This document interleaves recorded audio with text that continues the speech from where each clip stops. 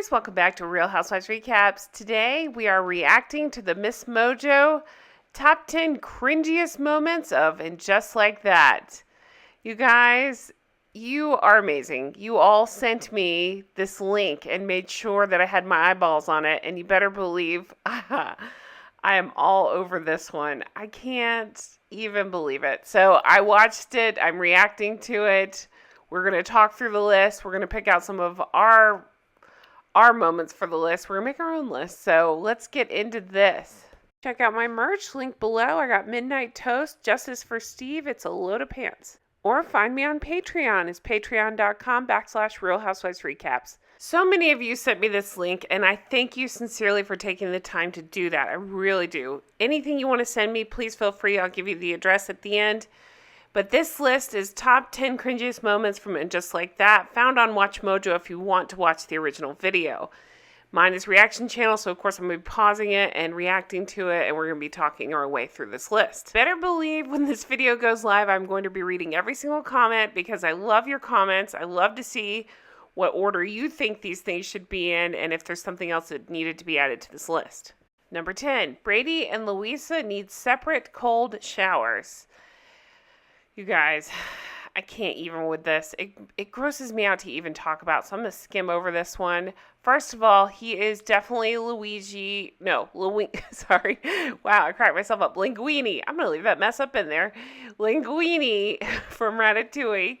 But little Linguini here is so gross. They keep doing these sex things to him, and if you listen to the Writers Podcast, I know I keep plugging it, but I'm telling you, if you're not listening, you are missing out, because they go into depth talking about things like this, and it's so gross and skin crawly, but you gotta listen, because Michael Patrick King is obsessed with talking about Brady having sex, and it's disgusting. But, yeah, so this is number 10. Brady's awful. His girlfriend's entitled. They're awful people. I'm ready to move on past them, because I don't even like talking about them because they're underage. It's gross. The only other thing I want to add to this is, Miranda, you're the parent. He's your son. He's under your roof. You can do things to stop this, like maybe not letting his girlfriend live with you guys. Just a thought. Stop acting like a teenage girl over Che and pay attention to your actual teenage son. Number 9, Samantha deserved better. Oh, you guys. This one's hard to talk about. I mean, in a different way than Brady having sex is hard to talk about. But seriously, Samantha deserves so much better. Remember in the first episode, it was Charlotte explaining she's no longer with us. And Bitsy von Muffling thought she had passed. And Carrie had explained, nope, she's in London. It's awful. It's awful what they did to Samantha. It's not right. It's just awful. So they insert her in these scenes, like when they have her texting to Carrie and stuff, and they're making it seem like Samantha is this, cold friend who dropped her friend group over a money issue. And that's not Samantha. That's not the Samantha we know. The writers suck. It was lazy. This is how they got around coming up with an actual storyline with her. Number 8, Justice for Steve. You guys, I would probably put this further down the list as far closer to number 1, because Justice for Steve, what they've done to him is unforgivable. You know what? I'd do the same thing with Samantha's. She needs to be further down this list. Okay, Justice for Steve. They are showing us his battle with hearing loss, and before you leave me a comment, I've seen them all. I know he really does have hearing loss. I get it. Fine. That aside, he even has a line where he says, "Yeah, 'cause I'm old," talking about his hearing loss. When Miranda goes to break up with him, he's searching for his hearing aids. He's confused. He's awkward. They have him yelling about a pickle guy at the farmer's market. It's not right what they've done to Steve. Justice for Steve. P.S. Thank you to all who have bought Justice for Steve shirts. Those are available in my merch. I'm sorry, it still makes me laugh.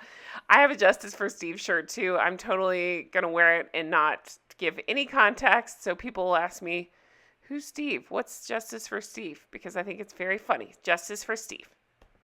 Number 7, Carrie wakes up to Miranda and Che getting it on.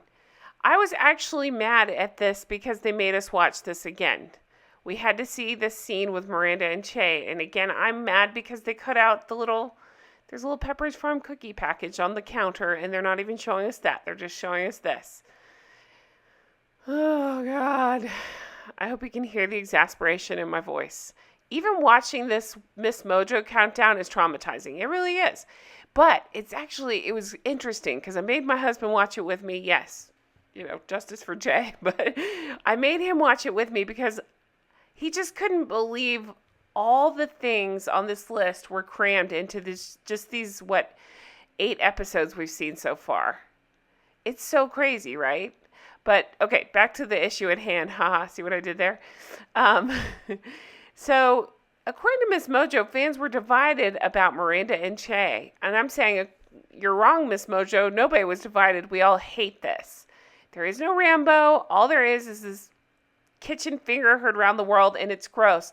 And I'm sorry I keep talking about the Writers Podcast, but I'm telling you guys, you'll send me a basket of fruit, and I will gladly accept it because they talk openly about this fingering scene, and it's disgusting. This Samantha Irby, one of the writers, makes it her proudest moment, this fingering scene. She wrote pages and pages of it. She talks about it in the last episode I just put up, and everybody's commending her on such a good job. And then Michael Patrick King makes everything even more disgusting, Captain Thrust, because he says things like, Samantha Irby, you should have been there on the day that they were doing the fingering.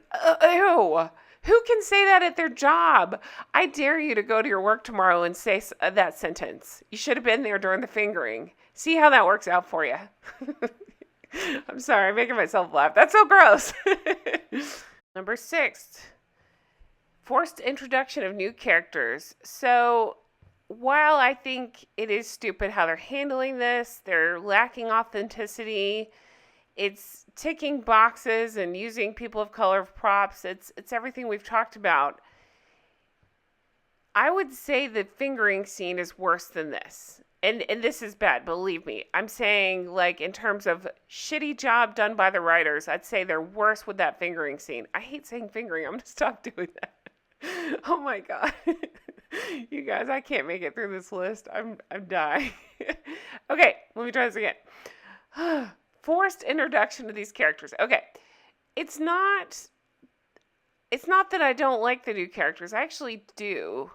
I don't like how the writers are handling the new characters. I don't like that, again, it feels like we're ticking boxes. They're trying to make us care about people when right now I don't care about even the main character. So it just makes it harder. It's just, again, points back to awful writing. They're doing a shitty job with it. And I don't know. If it's hard to care about the main characters, why am I going to care about these side characters? I guess I'll just say it like that. Number 5, Charlotte tries to diversify her circle. You guys, okay. Even staring at this picture here, it gives me a shiver. I hate it so much. So, this is the scene where Charlotte decides she's going to try to knock on people of color's door in her building to invite more black people to her dinner party. That is the most horrible thing. To me, that's the most racist thing that they could possibly do, because you're saying I'm only inviting you for the color of your skin or because you tick a certain box, not because, hey, you're a cool person I want to get to know over dinner. That's so gross. I say it, I'm sorry, I say it a lot, but I don't know how else to say it. These writers, in effort to school us and, be so woke, have decided they've taken 25 steps backwards. It doesn't make any sense. We see Charlotte confusing who is who at a dinner party. It's just over the top, and it's too much, and it's awful, and it makes me feel, is this fun to watch? Is it fun for anybody? Leave me a comment if you think this is fun or funny. Number 4, Charlotte tells Anthony about The Rock. Okay, I just called her The Rock. I'm sorry, I just called them The Rock. I did not mean to. Can you smell what The Rock is cooking? Okay, I swear I'm punch drunk this time. Okay, Charlotte tells Anthony about Rock. Rock does not feel like a girl. Charlotte tries to talk to Anthony about it.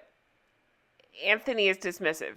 I'm not going to wade into these waters because I'm smarter than that to put my opinion out there. But I will just say, I don't know that this is belonging here. I don't know I don't want to talk about it.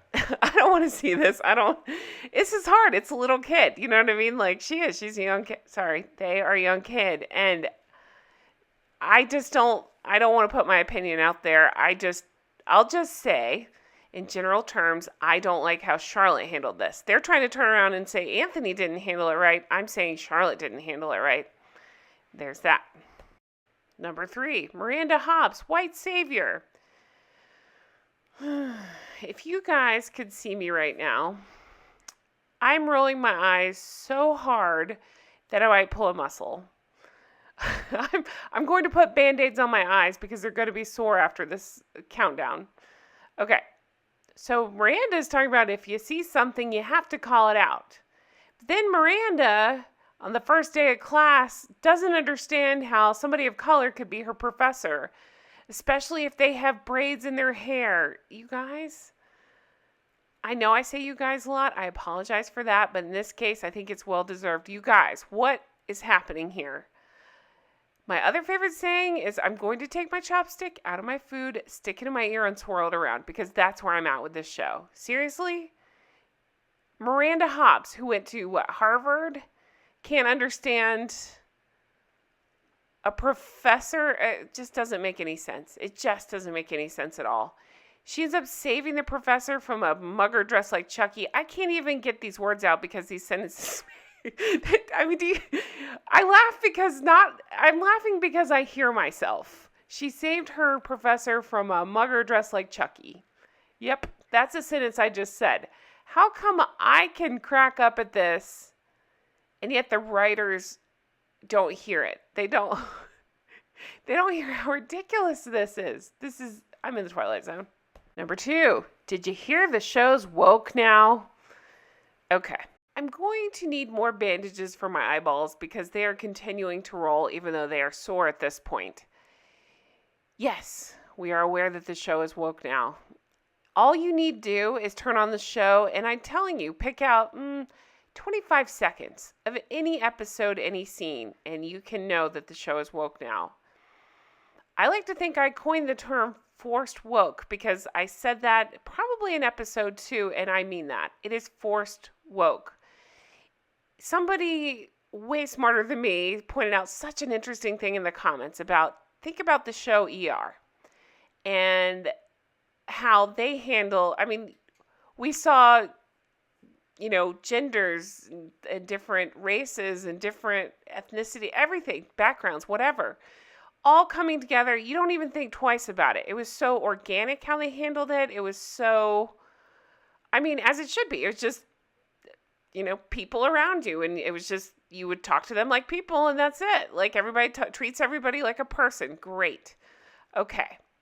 That's not what this show is doing. This show is so busy patting its own back. It's making it horribly awkward and completely, it's just,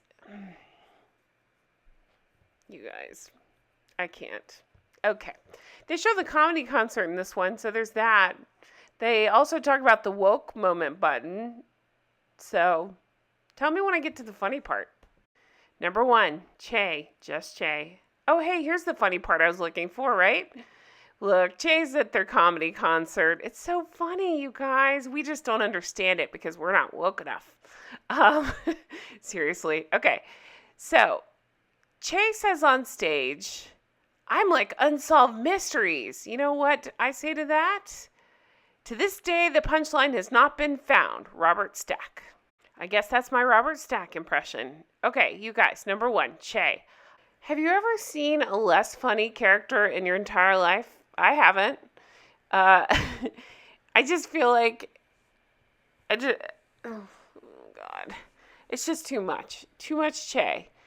Che is supposed to be this hero that we love, I think. I don't know. It's supposed to be really funny. I don't know about that either. What are we doing here? What's Che? What's happening? I know, I sound like Karen from Will and Grace. Honey, what are we doing? Seriously though. I just don't know. I don't know. Why did they give us Che? What is Che supposed to do? What are we supposed to do with Che? Is it supposed to make us root for Miranda and Che? Because nobody is. Believe me, I've looked. I'm curious. Nobody is. I've heard like 2 people call them Chambo. My God. But I'm pretty sure those are just people that the writers have paid, like their interns or something, to write those reviews. So, yeah, what's going on with Che? Why do we have Che? Wow, I am all kinds of pissed off now. I need to calm down, take a deep breath, and come at this better. Okay, so first of all, thank you to everybody who sent me this link. I sincerely appreciate it. Okay, I need you to comment below. Tell me what your list would look like. Like, what are the cringiest moments for you? Do you agree with this list? Would you put them in different orders? Justice for Steve? Let me know that in the comments. Okay, also, my biggest, sincerest thank you to everybody who's taken the time to go on Twitter and help me out with this. So, what I'm asking is, if you are on Twitter, please check this out. Peter Mon, at Peter, M-O-N-N, is looking for a YouTube channel to watch and react to. I'm asking that he react to this one because I want him to see the community that we've built. So find my tweet under Peter Mon, where he's asking what YouTube channel to react to. Find my tweet, and please put a heart by it, because I want him to see it. I want him to see a community we've built, and I want us to keep growing, and I think this would be a step in the right direction. So if you can take just a few minutes and do that, I would sincerely, from the bottom of my heart, appreciate that, and my most sincere thank you to all of you that have done that. I really do appreciate it. I'm really trying to continue to grow, and things like this will help me do that. Hey guys, that's it for me. Thank you so much for watching. Thank you so much for everybody that sent this link to me. Thank you so much to everybody that helped me on Twitter. Just thank you all. I appreciate it. In case you didn't catch at the end of my other videos, that is definitely me tweeting.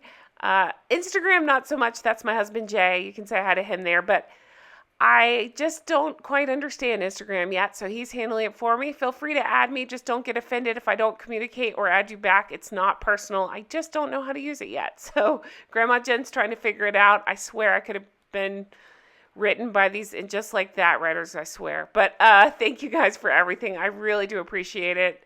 And I will talk to you again soon. Oh, send me anything you want to send me. rhrcomments@gmail.com. That's a great place to send me links or videos. If you want to keep doing the video reactions, I'm down with that. Thank you guys for everything. And I'll talk to you again soon. Bye-bye.